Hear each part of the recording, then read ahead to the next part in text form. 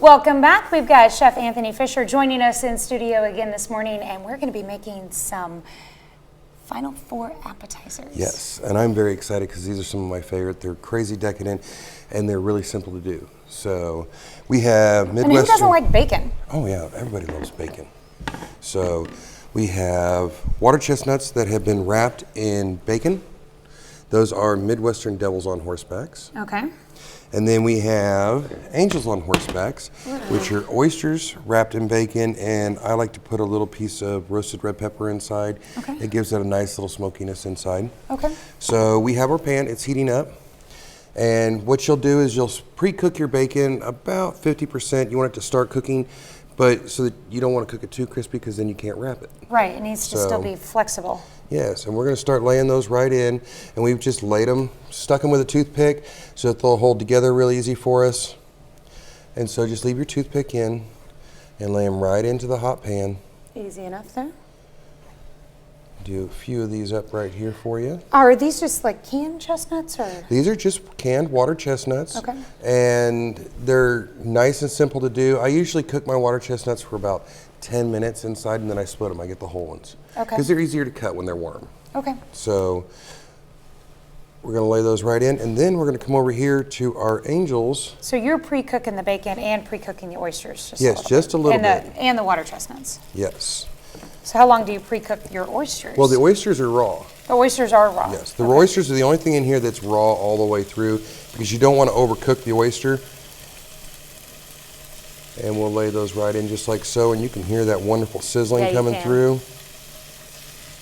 And you just don't overcrowd your pan, but don't underdo too little because you want everything to be served nice and hot. Okay, so you have your partially cooked bacon, your warmed water chestnuts, but you said for like 10 minutes? About 10 minutes. It only takes about that long. When they're canned and they're whole, they take a long time. Them? I just put them in the oven at 350 degrees on the rack right above the bacon. Okay. And when I take the bacon out, I take out the water chestnuts. So you're baking your bacon? Yes. I had to say that. I love bacon. Okay.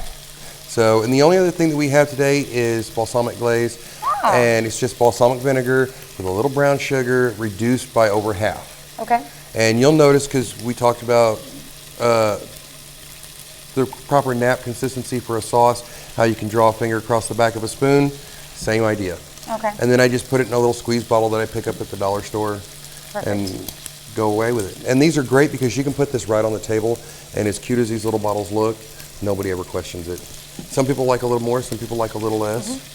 Gives a little sweet acidity to it. So how long is the cooking process going to take? It can take anywhere from about 5 to 7 minutes. It just all depends. But you're wanting to get a good cook on each side of your bacon. So you want to make sure it's nice and crispy, or cook to however you like your bacon.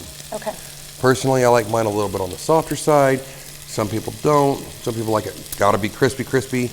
And I like them crispy but not burnt. yes, that's the key to it. There's a fine line. Yeah. There's a very fine line. But see, do you bake your bacon at home? I usually end up frying it. If you bake it at home and then pull it out onto a rack to cool, you'll get that nice crispiness, and it'll be nice and stretched out. When you're baking it, do you just lay it in the pan, or do you I put it on a sheet tray, and I put a piece of parchment paper on there to help make taking it off real easy.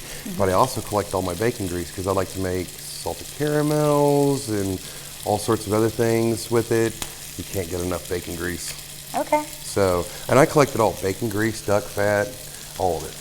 You have quite the collection going. Oh yes, can never have enough of all of it. And then, since it's potato day, irony enough is my students are studying starches. So they're roasting and sauteing potatoes all week long. Nice. How fitting. Exactly. Did you even know it was potato day? I did. That's good. They made someone made French fries yesterday. Some of them made some scallop potatoes. It's just really exciting because I never know what they're going to do. They have their plans, but they're kind of leaving me in the dark on their flavors. So, you're a very daring teacher that way. I love it. I've only not been able to eat 2 bites of food the entire program that I've gone. One of them was because it was undercooked. The other one because it was so hot. It wasn't spicy. It was just instantaneous hot. Oh. So very cool. Yeah. We have a nice sizzle going. I'm just going to come in and I'm going to turn Flip those. everything over. That's probably a good time to go ahead and go to break, and then when we come back, we'll have the finished product? Yes, we'll be really close to the finished product. And do we have something else planned? Well, secretly? I'll give you some insight into next week, and we have a big program, or a competition that the school puts on every year. It's coming up soon. And I'll give you a teaser to that one Okay, when we'll we have come details back. on that.